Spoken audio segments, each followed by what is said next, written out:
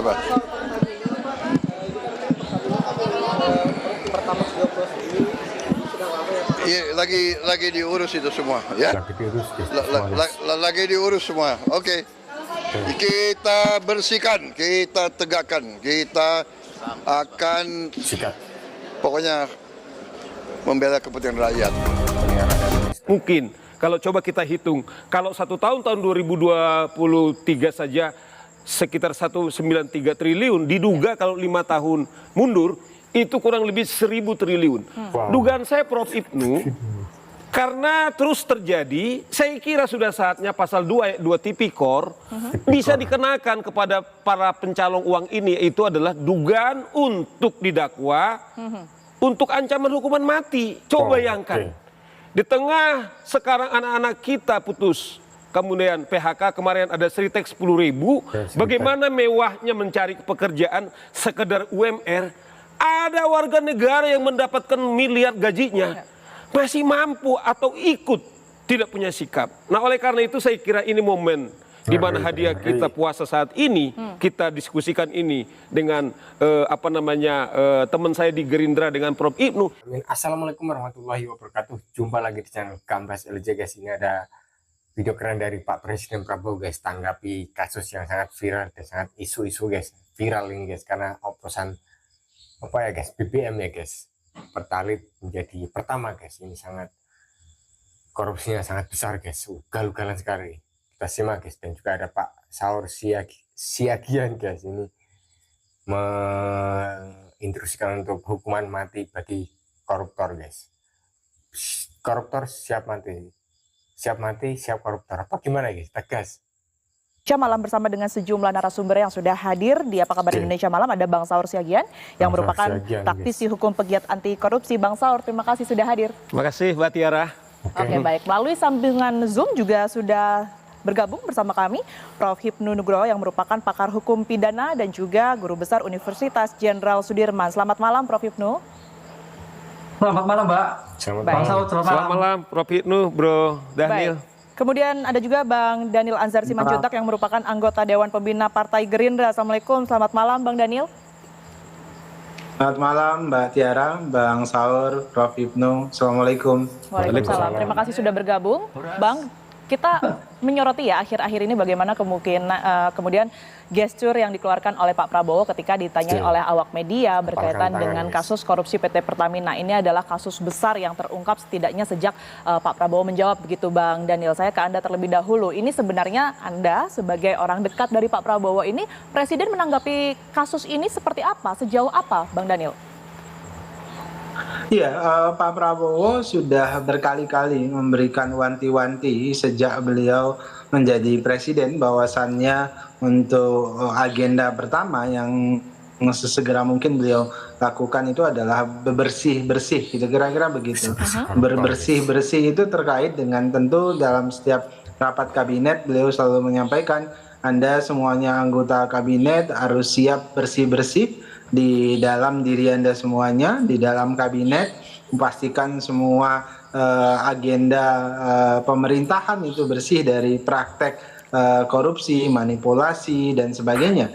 Nah kemudian jangan sampai kemudian nanti yang menindak dan membersihkan Anda semuanya adalah penegak hukum dan seterusnya. Dan Pak Prabowo selalu menagih komitmen pemberantasan korupsi dalam pemerintahan beliau, termasuk dalam konteks ini kabinet di dalam kementerian, badan, lembaga, dan seterusnya. Kemudian kedua, upaya efisiensi misalnya yang dilakukan pada saat ini Mbak Tiara juga dalam rangka memastikan alokasi anggaran publik itu tepat sasaran sehingga potensi korupsi itu bisa diminimalisir. Saya sering sebutkannya istilah devils hiding in details, artinya hal-hal yang detail itu kemudian diperhatikan oleh Presiden Prabowo pada dalam hal ini ya, untuk memastikan alokasi anggaran itu mengalir pada alokasi yang mengedepankan kepentingan publik. Kemudian ketiga, langkah Presiden itu pemberantasan korupsi atau upaya bersih-bersih itu dimulai dari hulu sampai hilir. hilir. Nah, hulu ini yang selama ini seringkali menjadi saya sering sebutnya sebagai korupsi tingkat tinggi atau advanced corruptions. Kenapa? Karena seringkali dia korupsi tidak di dalam anggaran, dalam hal ini tidak di dalam APBN, tapi di luar APBN. Nah, ini banyak sekali terjadi. Nah, oleh sebab itulah Presiden misalnya membentuk Satgas terkait dengan kelapa sawit, terkait dengan kelapa sawit ilegal, kemudian tambang ilegal dan sebagainya. Ini dalam rangka memastikan korupsi di sektor hulu dalam hal ini dari sisi pendapatan itu segera bisa dibersihkan sehingga bisa membantu akselerasi akumulasi pendapatan negara. Nah, kemudian tentu dari sisi lain korupsi di sisi hilir dalam hal ini tentu korupsi di APBN dan sebagainya. Nah, semua langkah ini dilakukan Presiden. Makanya belakangan ini misalnya ada Dirjen Perbendaharaan Negara yang ditangkap, kemudian banyak lagi ada kasus-kasus korupsi besar yang selama ini tidak bisa ditangani, kemudian diminta Presiden untuk diakselerasi, kemudian misalnya vonis hukum yang tidak bersesuaian kemudian menjadi atensi Presiden agar hakim kemudian jaksa bisa bekerja sebagaimana mestinya sesuai dengan hukum yang berlaku. Baik, tapi kalau kita berbicara spesifik mengenai kasus korupsi di PT Pertamina, Bang Daniel, ini sebenarnya kemarin sudah dikatakan Pak Prabowo, lagi diurus itu semua, kemudian kita bersihkan. Sebenarnya yang saat ini difokuskan oleh Pak Prabowo dalam kasus ini, apa saja, Bang Daniel?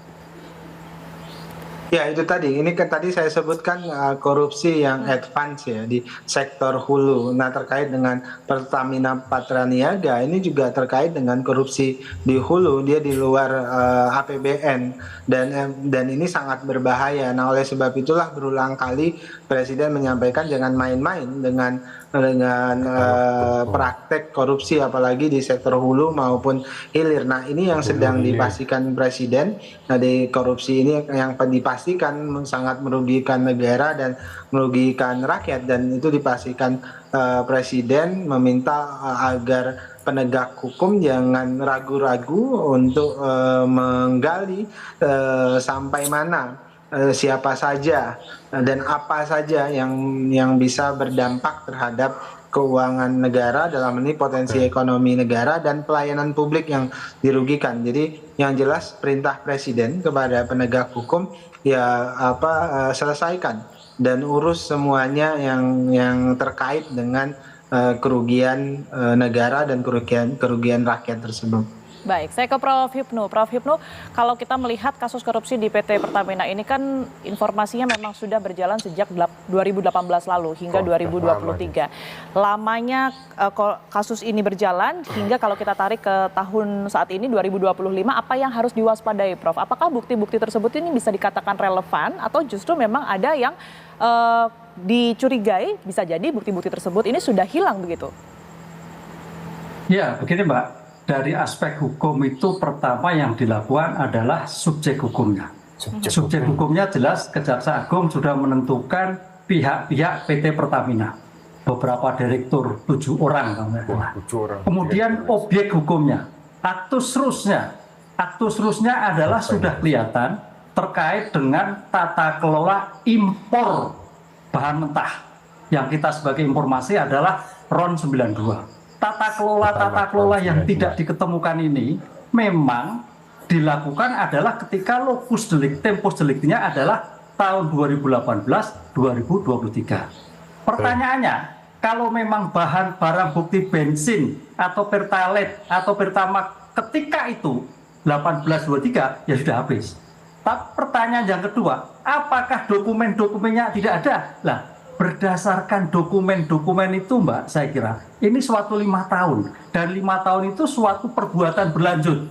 Perbuatan berlanjut itu artinya 18, 19, 20, 21, 23 ini terus-terusan. Oleh karena itu saya kira suatu yang mudah menurut saya bagi Kejaksaan Agung untuk menentukan siapa pelakunya, siapa pembuatnya dan buktinya. Karena bicara bahan bakar, bicara dokumen yang dilakukan. Yang satu. Yang kemudian barang bukti ketika itu kalau terkait dengan tanda petik, kalau kita orang umum apa istilah oplosan atau branding, ada nggak bukti-bukti ketika itu? Yang terjadi kan dokumen yang terjadi kalau kita mendengar itu adalah impor 92 tapi yang diterima 90. Nah, ini sebagai rakyat umum berarti yang kita beli bukan 92 dong, 92 hadir. Nah, terminologi ini Mbak, saya kira suatu yang sangat mudah sekali bagi Kejaksaan Agung. Cuman pertanyaannya begini Mbak, kenapa 18/2003 baru sekarang, tidak zaman dulu kan gitu kan? Nah, kita apresiasi ini Bang Daniel ini, Pak Presiden ini, sehingga sekarang ini Pak Prabowo menentukan terkait itu suatu yang sangat mudah bagi saya. Tapi apalagi terkait dari di luar APBN tadi Bang Daniel menyatakan, oh itu BUMN, nggak ada yang sulit. Tergantung sekarang nanti pertanyaannya sejauh mana kasus ini menyeret pada aktor intelektual. Itu yang kita tunggu-tunggu Mbak. Oke, baik Prof Hipnu, saya ke Bang Saur. Bang Saur, itu tadi pertanyaannya, kenapa baru 2025? Padahal kalau kita berbicara mengenai BUMN ini seharusnya mudah begitu ya, karena struktural begitu bisa harusnya sudah sejak dulu ini sudah bisa diberantas begitu. Anda melihatnya seperti apa? Iya, saya kira kalau kita lihat tadi pidato Presiden, satu kata saya kira bahwa harus dibersihkan gitu loh. Artinya gini loh, politik hukum seperti dibilang oleh Bung Daniel, bahwa salah satu prioritas daripada Presiden sekarang ini adalah itu pemberantasan korupsi. Jadi di mana pemerintah sekarang adalah kepala negaranya adalah Presiden, dia komit bagaimana supaya korupsi ini bisa diberantas. Nah oleh karena itu Mbak Tiara, menurut saya begini, kalau kita lihat struktur atau karakter kejahatan ini, seperti bilang Prof Hipnu, bahwa akibat daripada korupsi ini, kalau di tengah ada tagar Indonesia gelap, kemudian juga kabur dulu, yang viral akhir-akhir ini, yang viral hari-hari ini, kemudian bahkan yang sangat menarik ada klasemen soal korupsi, yang kalau kita lihat klasemen pertama saat ini adalah yaitu timah.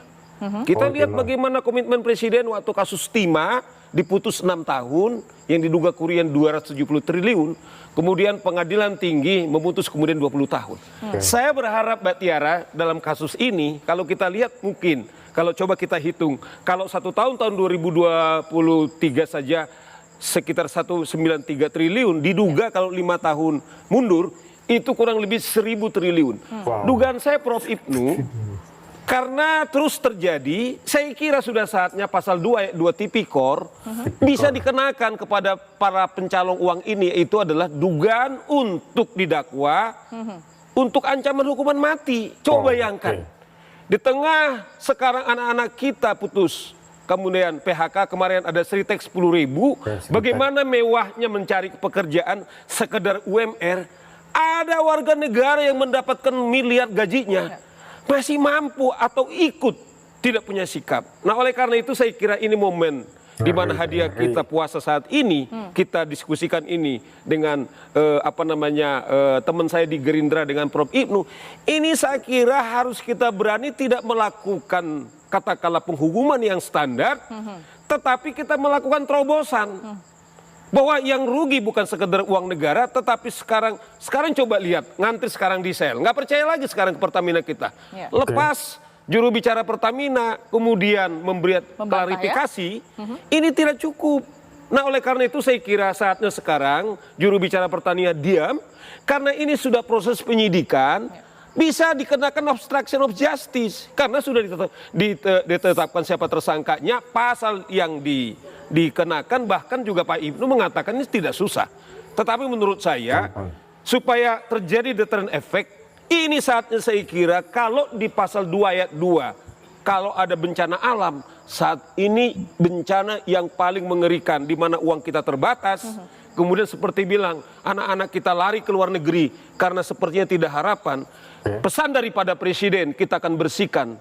Ini saya kira harus ditindaklanjuti oleh pembantunya, terlebih aparat penegak hukum yang menangani ini, Mbak Tiara. Baik, kalau tadi Bang Saur sudah sempat menyinggung begitu ya, ada hukuman mati seharusnya yang sudah diberlakukan di Indonesia ini berkaitan, berarti ini adanya efek jera yang harusnya sudah dilakukan atau diberikan kepada mereka yang sudah melakukan korupsi begitu ya. Apakah ini mungkin nantinya dilakukan dan juga sudah pernah menjadi bahasan Presiden belum ya berkaitan dengan hukuman mati ini? Nanti saya... Alhamdulillahirabbil alamin, itu tadi juga tanggapan dari Pak Presiden Prabowo guys terkait isu atau ya bukan isu lagi guys, karena sudah ditetapkan sebagai tersangka guys, yaitu ini kasus di Pertamina Patraniaga guys, kasus oplosan atau apalah pokoknya ini menyangkut minyak, karena hampir kalau dihitung dari 2018 itu bisa sampai 1000 T guys, 1000 T guys. Wow, di tengah masyarakat yang lainnya, masyarakat Indonesia itu di PHK karena sitret atau apa ya guys, lupa saya, pokoknya sekali lagi guys. Dan itu pun apa ya, membuat miris guys untuk keberlanjutan Indonesia yang akan datang guys, kalau memang komitmen Pak Prabowo untuk memberantas dan membersihkan itu seharusnya ini sudah genting, sudah harus diperlakukan hukuman maksimal, hukuman mati guys untuk kasus-kasus korupsi sebesar ini guys. Dan itu diungkapkan oleh Bung Saur Siagian guys, pakar hukum, dan juga tadi pakar-pakar yang lainnya guys, karena ini sudah apa ya guys, istilahnya sudah kepepet atau apa ya guys, kepepet apa ya, istilahnya sudah kepala tanggung guys ini guys. Oke, wassalamualaikum warahmatullahi wabarakatuh. Gambas LC.